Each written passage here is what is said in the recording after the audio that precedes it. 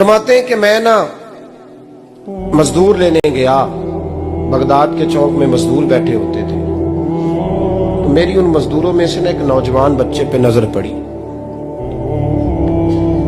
بڑا کمزور سا وجود تھا لیکن چہرے پر عبادت کا نشان تھا، ماتھا بتاتا تھا کہ نماز کا بڑا خیال رکھتا ہے۔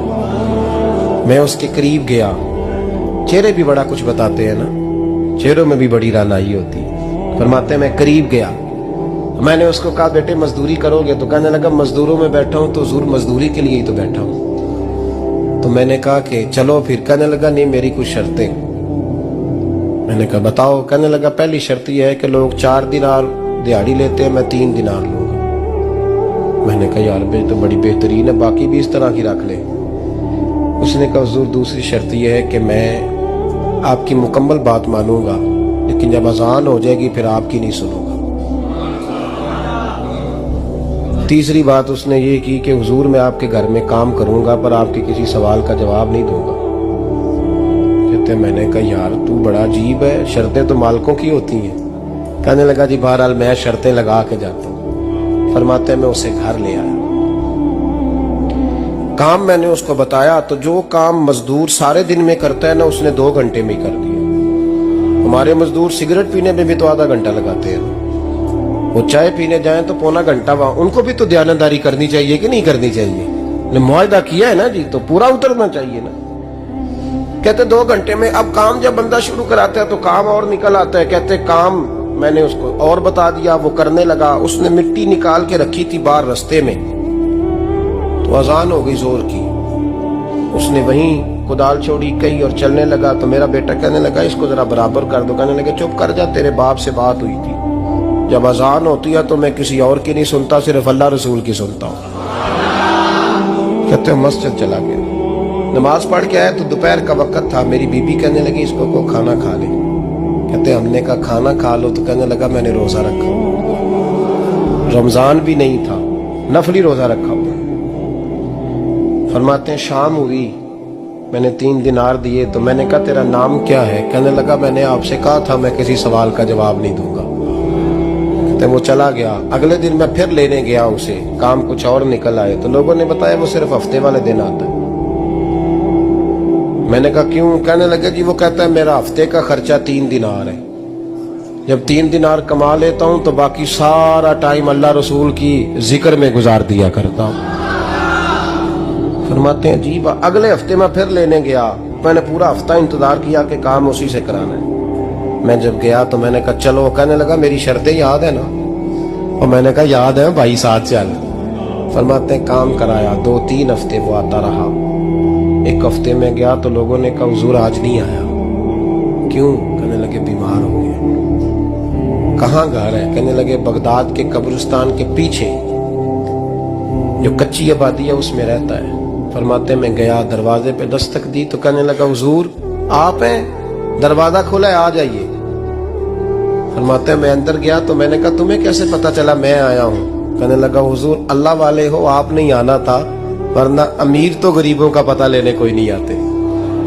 کہتے میں قریب گیا تو کہنے لگا میں آپ کا انتظار کر رہا تھا، تیز بخار ہے، تپ رہا۔ جیب سے کچھ پیسے نکالے، کہنے لگا یہ پیسے رکھ لیں۔ ایک انگوٹھی نکالی، کہنے لگا حضور آج رات کو میرا انتقال ہو جائے گا، ان پیسوں کا کفن خرید کے صبح جنازہ پڑھ کے مجھے دفن کر دینا، اور جب دفن کرو تو یہ انگوٹھی لے کے عصر کے بعد ہارون رشید کے پاس جانا، آپ اسے کہنا میں نے ملنا ہے پر وہ آپ کو ٹائم نہیں دے گا، آپ اس کو آواز دیجیے گا کہ تیری ایک امانت ہے میرے پاس، پھر وہ آپ سے ملے گا تو انگوٹھی دے دیں، پھر آپ میری طرف سے فارغ ہیں۔ حضرت فرمانے لگے تیرا نام؟ اور کہنے لگا حضور وقت تھوڑا ہے، آج رات میں نے جانا ہے، بڑی لمبی معافی مانگنی ہے رب کریم سے، اگر مناسب سمجھے تو مجھے اپنے رب سے تنہائی کر دے دیں۔ فرماتے ہیں میں آ گیا اور اس کی باتوں نے مجھے ساری رات سونے نہیں دیا۔ فرماتے ہیں صبح بڑی مشکل سے سورج نکلا، میں گیا دروازے پہ ہاتھ رکھا تو دروازہ کھلا ہوا تھا، اندر داخل ہوا تو خوشبوئیں میرا استقبال کر رہی تھی، جب چہرے سے کپڑا ہٹایا تو اس کا تو انتقال ہو چکا، इंतकाल हो चुका है, ऐसे है जैसे किसी का दीदार करके सोया है। कहते मैं तो 2 आदमी ले गया था जनाजे पे, पर पता नहीं दुनिया किधर किधर से आई, कहां से। अखां जदों मीटियां जमाना मैनू रोवेगा, अपना ते अपना बेगाना मैनू रोवेगा। फरमाते हैं मैं तो 2 बंदे ले गया था, पर पता नहीं मखलूक कहां से आई। जनाजा पड़ा, दफन किया। हारून रशीद के पास में असर के बाद गया, मैंने बुलाना चाहा पर बादशाह था, मेरी तरफ देखा ही नहीं। मैंने उसको कहा तेरी एक अमानत मेरे पास है। फरमाते हैं वो मुझे कोने पे ले गया, क्या बात है, कमरे में बुलाया, मैंने अंगूठी दी। हारून रशीद तो चीखे मारने लगा, कहने लगा अंगूठी वाला कहाँ है? मैंने कहा वो तो इंतकाल कर गया। कहने लगा मुझे कब्र पे ले चल। कहते मैं कब्र पे लाया तो वो लेट गया, तड़प के रोने लगा। मैंने कहा मेरा कलेजा फट जाएगा, ना उसने कुछ बताया ना तूने बताया, ये कौन था? तो हारून रशीद कहने लगा ये मेरा बेटा था। मैंने कहा तेरा बेटा और मजदूर?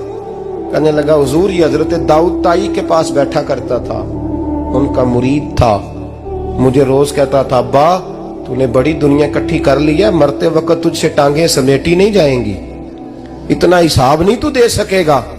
मैं इसको समझा देता, इसकी अम्मा समझा देती। ये रोज हमें कहता छोड़ दो, आ जाओ अल्लाह रसूल की बारगाह में झुक जाएं। हम समझ। एक दिन ये चला गया, कहने लगा फिर तुम्हारा रास्ता और है और मेरा रास्ता और है। ये सोने की अंगूठी गलती से इसके पास रह गई, गलती से हीरे की अंगूठी चली गई। कहने लगा देखो मेरे बेटे ने आज वो भी वापस कर दी है।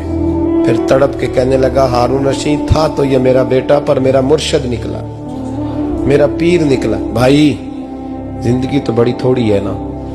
बाबा साहब ने कहा था उठ फरीदा सुत्या, और दाढ़ी आ गया ही पूर, अग्गा नेड़े आ गया, पिछा रह गया ही दूर। उठ फरीदा सुत्या खलकत वेखन जा, मते कोई मिल जाई बख्शिया ते तू ही बख्शिया जा। उठ फरीदा सुत्या झाड़ू दे मसीत, तू सुते रब जागदा, तेरी डाडे नाल परीत। मेरा रब हमें भी अपनी बारगाह में कबूल